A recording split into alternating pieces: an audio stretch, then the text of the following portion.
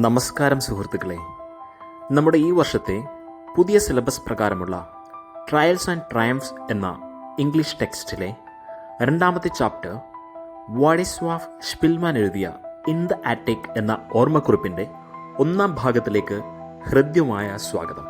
Attic എന്ന വാക്കിൻ്റെ അർത്ഥം മച്ചിൻപുറം, തട്ടിൻപുറം എന്നൊക്കെയാണ്. In the attic is an excerpt from the pianist The Memoir of Władysław Szpilman, a Polish Jewish pianist and a composer who survived the Holocaust during World War II. In the Attic എന്നത് the pianist എന്ന ആത്മകഥയിലെ ഒരു ഭാഗമാണ്. ഇത് രണ്ടാം ലോക മഹായുദ്ധത്തിനിടെ ഹോളോകോസ്റ്റിൽ നിന്ന് രക്ഷപ്പെട്ട polish ജൂത പിയാനിസ്റ്റും സംഗീത സംവിധായകനുമായ വാഡിസ്വാഫ് സ്പിൽമാൻ എഴുതിയ ഒരു ഓർമ്മക്കുറിപ്പാണ്. This piece captures a tense and poignant moment from Spilman's harrowing experience in Nazi-occupied Warsaw. ഹിറ്റ്ലറിൻ്റെ നാസി പട്ടാളം കീഴടക്കിയ വാർസോയിൽ സ്പിൽമാൻ അനുഭവിച്ച അതികഠിനമായ ഒരു കാലഘട്ടത്തിൻ്റെ അതിതീവ്രതയും ദുഃഖജനകവുമായ ചില നിമിഷങ്ങളാണ് ഇൻ ദ ആറ്റിക് എന്ന ഈ പാഠഭാഗത്തിൽ അവതരിപ്പിച്ചിരിക്കുന്നത്.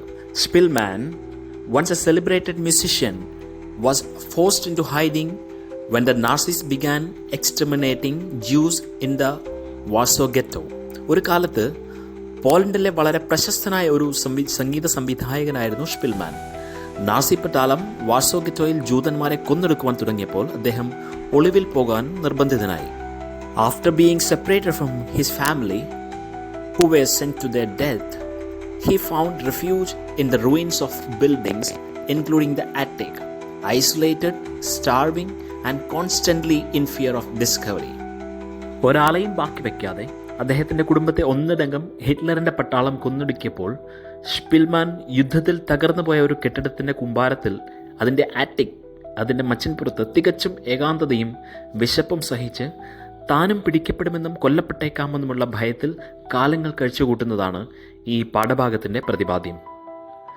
The text reflects his emotional and psychological state as he hides in that attic, dealing with loneliness, fear, and the gradual breakdown of his human spirit under extreme conditions.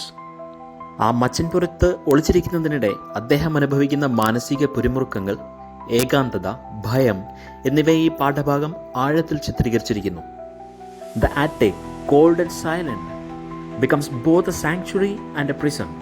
അതായത് തണുത്തും നിശബ്ദവുമായ attic ഒരേ സമയം ഒരു അഭയസ്ഥലവും ഒരു തടവറയുമായി മാറുന്നുണ്ട്. Despite the horror, the passage also subtly reveals Spilman's inner strength and his will to survive. ആ ഭീതിജനകമായ സാഹചര്യങ്ങൾക്കിടയിൽ പോലും സ്പിൽമാൻ്റെ ഉള്ളിലെ ആത്മധൈര്യവും ജീവൻ നിലനിർത്താനുള്ള അവൻ്റെ അതിയായ ആഗ്രഹവും ഈ പാഠഭാഗം സൂക്ഷ്മമായി വെളിപ്പെടുത്തുന്നു. His music, once a source of joy, remains in the background as a silent reminder of lost world, yet also a symbol of resilience. ശ്രോതാക്കളെ ഒരിക്കൽ ആനന്ദലഹരിയിലാഴ്ത്തിയിരുന്ന അദ്ദേഹത്തിൻ്റെ സംഗീതം നഷ്ടപ്പെട്ട ഒരു ലോകത്തിൻ്റെ നിശബ്ദ ഓർമ്മയായി പിന്നണിയിൽ നിലനിൽക്കുന്നു. അതിനോടൊപ്പം അത് അതിജീവനത്തിൻ്റെ ഒരു പ്രതീകവുമാണ്. ഈ പാഠഭാഗത്തിൻ്റെ തീം എന്തൊക്കെയാണെന്ന് നമുക്ക് നോക്കാം. Survival and isolation. Second, war and human suffering. Third, resilience of the human spirit. Fifth, loss and memory. അതായത് സർവൈവൽ ആൻഡ് ഐസൊലേഷൻ എന്ന് പറഞ്ഞാൽ ഏകാന്തതയും അതിജീവനവും, അതേപോലെ യുദ്ധവും അതേ തുടർന്നുള്ള മാനുഷിക യാതനകളും. റെസീലിയൻസ് ഓഫ് ഹ്യൂമൻ സ്പിരിറ്റ് എന്ന് പറഞ്ഞാൽ പ്രതികൂല സാഹചര്യങ്ങളോട് പോരാടി വിജയിക്കാനുള്ള മനുഷ്യൻ്റെ പ്രത്യേകമായ കഴിവ്. മറ്റൊന്നാണ് ലോസ് ആൻഡ് മെമ്മറി, നഷ്ടപ്പെടലുകളും ഓർമ്മകളും. ഈ കാര്യങ്ങളൊക്കെയാണ് ഈ പാഠഭാഗം ഡീൽ ചെയ്യുന്നത്. അദ്ദേഹത്തിൻ്റെ ഈ ഭീതിജനകമായ ഓർമ്മക്കുറിപ്പിലേക്ക് കടക്കുന്നതിന് മുൻപ് വാഡിസ്വാഫ് സ്പിൽമാനെ പറ്റി രണ്ട് വാക്ക്. He was born in 1911 and died in 2000, and he was a renowned Polish pianist and composer.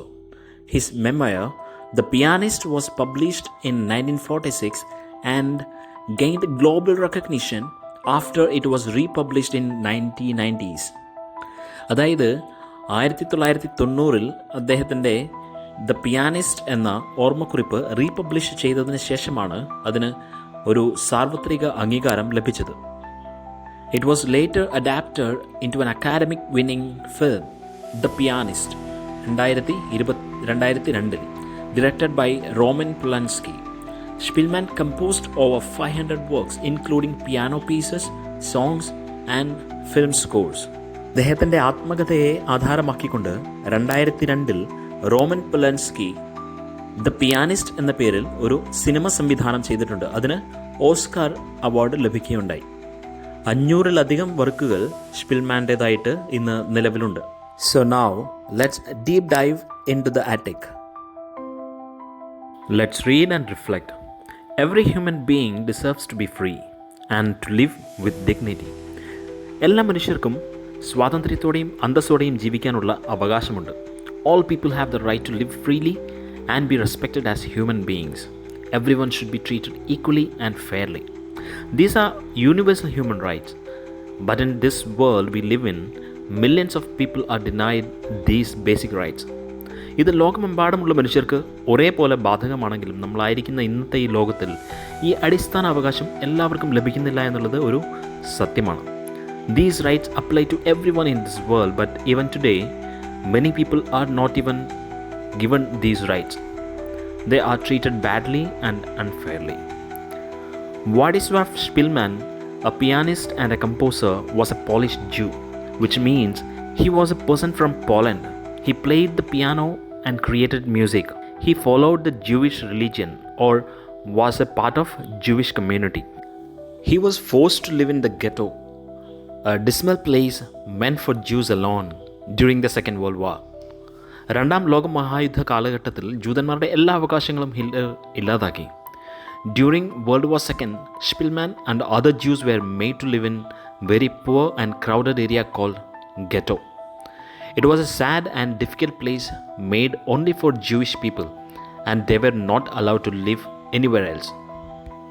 Most of the Jews were then sent to concentration camps where they were tortured, and then to gas chambers where they were killed in masses. ജൂതന്മാരുടെ ജീവിക്കാനുള്ള അവകാശത്തെ പോലും Hitler എന്ന ഏകാധിപതി മാനിച്ചില്ല. കഠിനവും ക്രൂരമായ പീഡനങ്ങൾക്ക് ജൂതനാണ് എന്ന ഒറ്റ കാരണം കൊണ്ട് ഹിറ്റ്ലർ അവരെ ഇരയാക്കി. ഗ്യാസ് ചെമ്പറുകളടച്ച് ജൂതന്മാരെ കൂട്ടക്കുരുതി നടത്തി. Many Jewish people were taken from the ghetto to terrible places called concentration camps. There they were hurt badly, treated cruelly, and many were killed in large numbers in the gas chambers, which were rooms filled with poisonous gas. Let's read the story of Spielmann's desperate struggle to stay alive during the war. Now, we are going to learn how Spielmann tried very hard to survive during the war, even though it was very dangerous and difficult. I slumped on the chair by the ladder door എന്ന് പറഞ്ഞുകൊണ്ടാണ് ഈ അനുഭവക്കുറിപ്പ് ആരംഭിക്കുന്നത്. അതായത് ഞാൻ ആ store റൂമിൻ്റെ വാതിലിനടുത്ത് ഒരു കസേരയിൽ അങ്ങ് തളർന്ന് ഇരുന്നു പോയി. എന്തുകൊണ്ടായിരിക്കാം അദ്ദേഹം തളർന്നിരുന്നു പോയത്? ഇവിടെ എന്താണ് സംഭവിക്കുന്നതെന്ന് നമുക്കൊന്ന് നോക്കാം. കഥയുടെ പശ്ചാത്തലം ഞാൻ നേരത്തെ വ്യക്തമാക്കിയിരുന്നത് പോലെ രണ്ടാം ലോക മഹായുദ്ധകാലത്ത് വംശവെറി പൂണ്ട ജർമ്മൻ ഏകാധിപതി അഡോൾഫ് ഹിറ്റ്ലർ യഹൂദന്മാരെ അല്ലെങ്കിൽ ജൂത വംശജരെയെല്ലാം തിരഞ്ഞു പിടിച്ച് കൊന്നൊടുക്കിക്കൊണ്ടിരിക്കുന്ന കാലഘട്ടമാണ്. അപ്പോൾ ഒരു യഹൂദനായ നമ്മുടെ വ്ളാഡിസ്ലാവ് സ്പിൽമാൻ വാസോ എന്ന സ്ഥലത്തെ ചുറ്റും തകർന്നടിഞ്ഞു കിടക്കുന്ന കെട്ടിടങ്ങൾക്കിടയിലുള്ള ഒരു വീടിൻ്റെ മച്ചിൻപുറത്ത് ഒളിവിൽ കഴിയുകയാണ്. അപ്പോഴാണ് ഇത് സംഭവിക്കുന്നത്. നമ്മുടെ സ്പിൽമാൻ്റെ ഒളിയിടം ആരോ കണ്ടെത്തിയിരിക്കുന്നു. അതുകൊണ്ടാണ് അദ്ദേഹം പറയുന്നത് I slumped on the chair by the ladder door. Slumped എന്ന് പറഞ്ഞാൽ ഒരാൾ ക്ഷീണിച്ച് അല്ലെന്നുണ്ടെങ്കിൽ ദുഃഖത്തിൽ തളർന്ന് ഇരുന്ന് പോകുന്ന അല്ലെങ്കിൽ വീണു പോകുന്നതിനെയാണ് ഐ സ്ലംഡ് എന്ന് പറയുന്നത്. ലാഡർ എന്ന് പറഞ്ഞാൽ പഴയകാലത്ത് ഭക്ഷണ വസ്തുക്കൾ സൂക്ഷിച്ചു വെച്ചിരുന്ന ഒരു ചെറിയ മുറി, അതിനെയാണ് ലാഡർ എന്ന് പറയുന്നത്. സ്പെല്ലിംഗ് LARDER എന്നാണ് ലാഡർ. അപ്പോൾ ആ മുറിയിലേക്ക് പ്രവേശിക്കുന്നതിനടുത്തായിട്ട് അതിൻ്റെ വാതിലിനടുത്തായിട്ട് ഒരു കസേര ഇട്ടിട്ടുണ്ട്. ആ കസേരയിൽ ഞാൻ തളർന്ന് വീണുപോയി. It was some time before I stammered with difficulty. Do what you like to me. I'm not moving from here. അതായത് അവിടെ നടന്ന ആ സംഭവത്തിൻ്റെ ഷോക്കിൽ അദ്ദേഹത്തിന് കുറച്ച് നേരത്തേക്ക് സ്ഥലകാല ബോധം നഷ്ടപ്പെട്ടു പോയി എന്ന് പറഞ്ഞാൽ അദ്ദേഹം അത്രയ്ക്ക് ഭയന്ന് പോയി. താനും കൊല്ലപ്പെടാൻ പോവുകയാണെന്ന ചിന്തയിൽ അവിടെ എന്താണ് സംഭവിക്കുന്നതെന്ന് അദ്ദേഹത്തിന് മനസ്സിലായില്ല. അദ്ദേഹം പെട്ടെന്ന് യാഥാർത്ഥ്യത്തിലേക്ക് തിരിച്ചെത്തിയപ്പോൾ ഓർത്തെടുക്കുകയാണ്, കുറച്ചു നേരം മുന്നെയാണ് ഞാനത് വിക്കി ബുദ്ധിമുട്ടോടെ പറഞ്ഞൊപ്പിച്ചത്. ശബ്ദം പുറത്തേക്ക് വരുന്നുണ്ടായിരുന്നില്ല. Do what you like to me, I am not moving from here. എന്നെ എന്ത് വേണമെങ്കിലും ചെയ്തോളൂ, ഞാൻ ഇവിടെ നിന്ന് ഒരിടത്തേക്കും പോകുന്നില്ല. It means Spillman took a while before he could speak. Stammered means to speak with pause or repeated sounds because of nervousness, fear or strong emotion എന്നാണ്. With difficulty എന്ന് പറഞ്ഞാൽ it was hard for the person to speak, maybe because they were scared, upset or weak. Do what you like to me, I'm not moving from എന്ന് പറഞ്ഞാൽ Spillman is telling the officer that he can do whatever he wants to him, but he refuses to leave that place. It shows his helplessness. In short, Spillman, after struggling to speak, helplessly says that no matter what happens, he will not leave from the attic. I have no intention of doing anything to you, the officer said. ആ officer പറയുകയാണ്, എനിക്ക് നിന്നെ എന്തെങ്കിലും ചെയ്യണമെന്ന് ഒരു ഉദ്ദേശവുമില്ല. Then he asked me, what do you do for living? നിൻ്റെ ഉപജീവന മാർഗം എന്താണ്? നിൻ്റെ ജോലി എന്താണ്? നീ എന്താണ് ചെയ്യുന്നത്? I am a pianist. ഞാൻ ഒരു പിയാനിസ്റ്റാണ്. He looked at me more closely. അദ്ദേഹം വളരെ ശ്രദ്ധാപൂർവം എന്നെ നോക്കി. Then his glance fell on the door to the other room. പിന്നെ അവൻ്റെ നോട്ടം അടുത്ത മുറിയിലേക്കുള്ള ആ വാതിലിൻ്റെ അടുത്തേക്കായി. An idea seemed to have struck him. അയാൾ എന്തോ ചിന്തിക്കുന്നത് പോലെ തോന്നി, എന്തോ ഐഡിയ അയാൾക്ക് തോന്നുന്നത് പോലെ എനിക്ക് തോന്നി. Come with me, will you? എന്നോടൊപ്പം വരൂ. We went into the next room where a piano stood by the wall. ഞങ്ങൾ ആ മുറിയിലേക്ക് പോയി. അവിടെ ഭിത്തിയോട് ചേർന്നൊരു പിയാനോ വെച്ചിട്ടുണ്ടായിരുന്നു. The officer pointed to the instrument and said, play something. എന്തെങ്കിലും ഒന്ന് വായിക്കൂ. ആ ഓഫീസർ ആ പിയാനോയെ ചുരുട്ടിക്കൊണ്ട് പറഞ്ഞു. I looked enquiringly at him and did not move. ഒരു ചോദ്യരൂപേണ ഞാൻ സംശയത്തോടെ അയാളെ നോക്കി അനങ്ങാതെ നിന്നു. അവിടെ പറയുകയാണ്, I looked enquiringly at him and did not move. ഒരു ചോദ്യരൂപേണ ഞാൻ സംശയത്തോടെ അയാളെ നോക്കി നിന്നു. കാരണം സ്പിൽമാൻ മനസ്സിലായില്ല എന്താണ് സംഭവിക്കുന്നതെന്ന്. അതായത് അദ്ദേഹത്തിന് വിശ്വസിക്കാനേ പറ്റിയില്ല. ഒരു ജർമ്മൻ പട്ടാളക്കാരൻ അദ്ദേഹത്തെ കണ്ടുപിടിച്ചിട്ട് ഇപ്പോൾ തന്നെ കൊല്ലും എന്ന് അല്ലെങ്കിൽ വധവരുത്തുമെന്ന് വിചാരിച്ചിട്ട് അദ്ദേഹം സ്പിൽമാനോട് പറയുകയാണ്, നിങ്ങൾ ആ പിയാനോയിൽ എന്തെങ്കിലും വായിക്കൂ എന്ന്. അതിൻ്റെ അർത്ഥം അദ്ദേഹത്തിന് മനസ്സിലായില്ല. He obviously sensed my fears, since he added reassuringly, it's all right, you can play. If anyone comes, you can hide in that ladder, and I'll say it was me trying the instrument out. അദ്ദേഹത്തിന് എൻ്റെ ഉള്ളിലെ ഭയം മനസ്സിലായി എന്നോണം എന്നോട് പറയുകയാണ്, നിങ്ങൾ ധൈര്യമായി ആ പിയാനോ വായിച്ചോളൂ. ആരെങ്കിലും വരികയാണെങ്കിൽ നീ ആ സ്റ്റോർ റൂമിൽ പോയി ഒളിച്ചാൽ മതി. പിയാനോ വായിക്കാൻ ശ്രമിച്ചത് ഞാൻ തന്നെയാണെന്ന് ഞാൻ പറഞ്ഞോളാം. അദ്ദേഹം എന്നെ ആ പിയാനോ വായിക്കാൻ ധൈര്യപ്പെടുത്തി. നമ്മുടെ സ്പിൽമാൻ പിയാനോ വായിക്കാൻ ശ്രമിക്കുകയാണ്. When I placed my fingers on the keyboard, they shook. ഞാൻ കീബോർഡിൽ കൈവിരലുകൾ വെച്ചപ്പോൾ എൻ്റെ കൈവിരലുകൾ വിറച്ചു. ഷൂക്ക് എന്ന് പറഞ്ഞാൽ ഇവിടെ അർത്ഥമാക്കുന്നത് വിറച്ചു എന്നാണ്. സ്പിൽമാൻ പറയുകയാണ്, I hadn't practiced for 2.5 years. My fingers were stiff and covered with a thick layer of dirt, and I had not cut my nails for some weeks. കഴിഞ്ഞ 2.5 വർഷമായി ഞാൻ പിയാനോ തൊട്ടിട്ട് പോലുമില്ല. എൻ്റെ കൈവിരലുകൾ മടങ്ങുന്നില്ല. അവ അഴുക്ക് നിറഞ്ഞ വൃത്തിഹീനമായിരുന്നു. അപ്പോഴാണ് അദ്ദേഹം ശ്രദ്ധിക്കുന്നത്, കുറേ ആഴ്ചകളായി ഞാൻ നഖം മുറിച്ചിട്ടില്ല. Played Chopin's nocturne in C sharp minor. ഞാൻ ഷോപ്പിൻ്റെ nocturne in C sharp minor എന്ന നോട്ട് വായിച്ചു. When I finished the silence seemed gloomy and eerie. Eerie എന്ന് പറഞ്ഞാൽ ഫ്രൈറ്റനിങ്. ഞാൻ വായിച്ചു തീർന്നപ്പോൾ അവിടെ ഉണ്ടായ നിശബ്ദത വളരെ ദുഃഖിപ്പിക്കുന്നതും ഭീതിജനകമായിരുന്നു എന്ന് പറയുന്നത്. I heard A shot down below outside the building, A harsh loud German noise.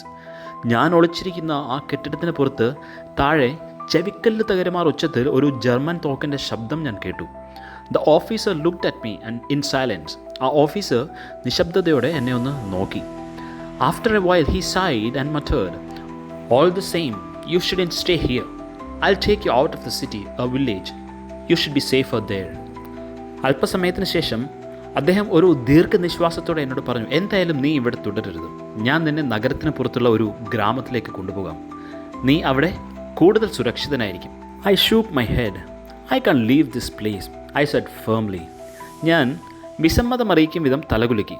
എനിക്ക് ഈ സ്ഥലം വിട്ടുപോകാനാവില്ല എന്ന് ഞാൻ ഐ സെഡ് ഫേംലി എന്ന് പറഞ്ഞാൽ ഞാൻ ദൃഢതയോടെ പറഞ്ഞു എന്നാണ്. അതായത് ഞാൻ ഉറപ്പിച്ച് പറഞ്ഞു എനിക്ക് ഇവിടം വിട്ടുപോകാനാവില്ല എന്ന്. Only now did he seem to understand my real reason for hiding among the ruins. ഞാൻ ഈ കെട്ടിട അവശിഷ്ടങ്ങൾക്കിടയിൽ ഒളിച്ചിരിക്കുന്നതിൻ്റെ കാരണം ഇപ്പോൾ മാത്രമാണ് അദ്ദേഹത്തിന് മനസ്സിലായതെന്ന് എനിക്ക് തോന്നി. You are a Jewish, he asked. നീ ഒരു യഹൂദനാണോ? Yes, Spillman replied. Yes, well, he murmured. In that case, I see you really can't leave. Where are you hiding? അതെ, നീ പറഞ്ഞത് ശരിയാണ്, അദ്ദേഹം പിറുപിറുത്തു. നീ ഒരു യഹൂദനാണെങ്കിൽ നിനക്ക് ഇവിടം വിട്ടു പോകാനാവുമെന്ന് എനിക്ക് തോന്നുന്നില്ല. നീ എവിടെയാണ് ഒളിച്ചിരിക്കുന്നത്? അദ്ദേഹം തിരക്കി. ഇൻ ദ ആറ്റിക്, ആ ചെറിയ സ്റ്റോർ റൂമിലാണ്. He inspected the attic and discovered something I had not yet noticed, a loft made of boards directly above the entrance of the attic. അദ്ദേഹം ആ സ്റ്റോർ മുറി ഒന്ന് പരിശോധിച്ചു. ഇത്ര നാളായിട്ടും ഞാൻ ഇതുവരെ കാണാതിരുന്ന ഒരു കാര്യം അദ്ദേഹം കണ്ടെത്തി. ആ ആറ്റിക്കിൻ്റെ വാതിലിന് മുകളിൽ ബോർഡുകൾ കൊണ്ട് നിർമ്മിച്ച ഒരു ലോഫ്റ്റ് എന്ന് പറഞ്ഞാൽ ഒരു ചെറിയ അറ. The officer said he thought I should hide in this loft. ഈ ലോഫ്റ്റിൽ ഒളിച്ചിരിക്കുന്നതായിരിക്കും ബുദ്ധിയെന്ന് അദ്ദേഹത്തിന് തോന്നി. He asked if I had something to eat. എനിക്കെന്തെങ്കിലും കഴിക്കാൻ ഉണ്ടോ എന്ന് അദ്ദേഹം തിരക്കി. No, I said, ഒന്നുമില്ല. Well, never mind, he added hastily. I'll bring you some food. Okay, പ്രശ്നമില്ല, അദ്ദേഹം തിടുക്കത്തിൽ പറഞ്ഞു. ഞാൻ നിനക്ക് കുറച്ച് ഭക്ഷണം കൊണ്ടുവരാം. Only now did I venture a question of my own. Are you German? ഇത്രയുമായപ്പോൾ മാത്രമാണ് അദ്ദേഹത്തോട് എന്തെങ്കിലും ഒന്ന് ചോദിക്കാൻ ഞാൻ ധൈര്യപ്പെട്ടത്. ഞാൻ ചോദിച്ചു, നീ ഒരു ജർമ്മൻകാരനാണോ? He almost shouted his answer in agitation, as if my question had been an insult. എൻ്റെ ചോദ്യം അദ്ദേഹത്തെ അപമാനിച്ചുവെന്ന വണ്ണം ഒരു ഈർഷ്യയോടെ ഉച്ചത്തിൽ അദ്ദേഹം ഉത്തരം പറഞ്ഞു. അജിറ്റേഷൻ എന്ന് പറഞ്ഞാൽ അപ്സെറ്റ് ഓർ ഡിസ്റ്റർബ്ഡ് എന്നാണ്. അതായത് സ്പിൽമാൻ്റെ ആ ചോദ്യം അദ്ദേഹത്തെ വല്ലാണ്ട് അപ്സെറ്റ് ആക്കിയെന്നാണ് ഇവിടെ ഉദ്ദേശിക്കുന്നത്. He almost shouted his answer in agitation. Yes, I am. And I'm ashamed of it after everything that's been happening. അതെ, ഞാനൊരു ജർമ്മൻകാരനാണ്. എന്നാൽ ഇതുവരെ നടന്ന കാര്യങ്ങളെ ഓർത്ത് ഞാനൊരു ജർമ്മൻകാരനാണ് എന്നതിൽ എനിക്ക് ലജ്ജയാണ് തോന്നുന്നത്. Abruptly he shook hands with me and left. വളരെ പെട്ടെന്ന് അദ്ദേഹം എൻ്റെ കൈ പിടിച്ച് കുലുക്കിയിട്ട് നടന്നുപോയി. 3 days passed before he reappeared. അതിനുശേഷം 3 ദിവസങ്ങൾ കഴിഞ്ഞാണ് അദ്ദേഹം വീണ്ടും എന്നെ കാണാൻ വരുന്നത്. It was an evening and pitch dark when I heard a whisper under my loft. സന്ധ്യാസമയമായിരുന്നെങ്കിലും ഒന്നും കാണാൻ കഴിയാത്തക്ക വിധം കുറ്റാക്കൂരിട്ട് പരന്നിരുന്നു അവിടെ ആകെ അദ്ദേഹം എന്നെ കാണാൻ വരുമ്പോൾ. അദ്ദേഹം ചോദിച്ചു, ഹലോ, ആർ യു ദേർ? നീ അവിടെയുണ്ടോ? Yes, I am here, I replied. അതെ, ഞാൻ ഇവിടെ തന്നെയുണ്ട്. Soon afterwards something heavy landed beside me. ഞാൻ മറുപടി പറഞ്ഞ ഉടൻ തന്നെ എൻ്റെ അരികിൽ എന്തോ ഭാരമുള്ള ഒരു വസ്തു വന്ന് വീണു. Through the paper I felt several loafs and something soft, which later turned out to be jam wrapped in a grease-proof paper. അതിന് മുകളിലൂടെ കൈ ഓടിച്ച് നോക്കിയപ്പോൾ അത് കുറേ ബ്രെഡ് പീസസ് ആണെന്ന് എനിക്ക് മനസ്സിലായി. എന്നാൽ ആ ഗ്രീസ് പ്രൂഫ് പേപ്പറിൽ പൊതിഞ്ഞിരുന്നത് ജാം ആയിരുന്നുവെന്ന് ഞാൻ മനസ്സിലാക്കിയത് പിന്നീടാണ്. അതായത് Spillman touch the package covered in paper. While feeling it from outside, he understood that it is a package of several loaves of bread and something soft. But he didn't know what it was at first. Later he discovered that the soft thing was jam and it was wrapped in grease-proof paper. Grease-proof paper എന്ന് പറഞ്ഞാൽ a type of paper that keeps oily and sticky foods like jam from leaking. അങ്ങനെ ഒരു പേപ്പറാണ് Greece proof paper എന്ന് പറയുന്നത്. അതായത് നമ്മൾ ഈ ബട്ടർ പേപ്പർ അതുപോലെ ഫോയിൽ പേപ്പറൊക്കെ ഉപയോഗിക്കുന്നില്ലേ, അതുപോലെ ഒരു പേപ്പറാണത്. I quickly put the package to one side and called, wait a moment. ഞാൻ പെട്ടെന്ന് ആ പാക്കറ്റ് ഒരു വശത്തേക്ക് വെച്ചിട്ട് അദ്ദേഹത്തോട് ഒന്ന് വെയിറ്റ് ചെയ്യാമോ എന്ന് ചോദിച്ചു. The voice in the dark sounded impatient. ഇരുട്ടിൽ നിന്നുള്ള അദ്ദേഹത്തിൻ്റെ മറുപടി വളരെ അക്ഷമയോട് കൂടി ഉള്ളതായിരുന്നു. What is it? Hurry up, the guard saw me come in here and I mustn't stay long. വേഗമാവട്ടെ, എന്താണ് കാര്യം? ഞാൻ ഇവിടേക്ക് വരുന്നത് പുറത്തുള്ള പട്ടാളക്കാർ കണ്ടിരുന്നു, അതുകൊണ്ട് അധിക സമയം ഇവിടെ നിൽക്കുന്നത് നല്ലതല്ല. Just hang on for few more weeks. The war will be over by spring at the latest. ഇനി കുറച്ചാഴ്ചകൾ കൂടി ഒന്ന് ക്ഷമയോടുകൂടി കാത്തിരിക്കൂ. വസന്തകാലം ആകുമ്പോഴേക്കും യുദ്ധം അവസാനിക്കും, അദ്ദേഹം പറഞ്ഞു. The voice fell silent. I did not know if the officer was still there or he had gone. അവിടെ ആകെ നിശബ്ദത വീണ്ടും പടർന്നു. ഓഫീസർ അവിടെ ഉണ്ടോ അല്ലെങ്കിൽ പോയോ എന്ന് എനിക്ക് മനസ്സിലായില്ല. But suddenly he spoke again. You must hang on, do you hear? ക്ഷമയോടുകൂടി കാത്തിരിക്കൂ, നീ കേൾക്കുന്നുണ്ടല്ലോ അല്ലേ? അദ്ദേഹം വീണ്ടും ചോദിച്ചു. ഇൻ ദ ആറ്റിക് എന്ന ചാപ്റ്ററിൻ്റെ ആദ്യ ഭാഗം ഇവിടെ അവസാനിപ്പിക്കുകയാണ്. പ്രിയ സുഹൃത്തുക്കളോട് എനിക്ക് അഭ്യർത്ഥനയുള്ളത്, ഓരോ വീഡിയോയും ഇത്ര ക്വാളിറ്റിയോടെയും വ്യത്യസ്തതയോടെയും നിങ്ങളുടെ മുന്നിലെത്തിക്കുന്നത് ദിവസങ്ങളോളമുള്ള അധ്വാന ഫലമായാണ്. നിങ്ങൾക്ക് എൻ്റെ ഈ പരിശ്രമം ഇഷ്ടപ്പെടുന്നുവെങ്കിൽ മറ്റുള്ളവരിലേക്ക് കൂടി ഈ വീഡിയോ ഷെയർ ചെയ്യാൻ തീർച്ചയായും മടി കാണിക്കരുത്. അതുപോലെ like the video, subscribe the channel. നിങ്ങളുടെ പ്രോത്സാഹനം ഇനിയും കൂടുതൽ ക്രിയാത്മകമായ വീഡിയോകൾ ചെയ്യാൻ എനിക്ക് ഊർജ്ജം പകരും. See you all in the next video.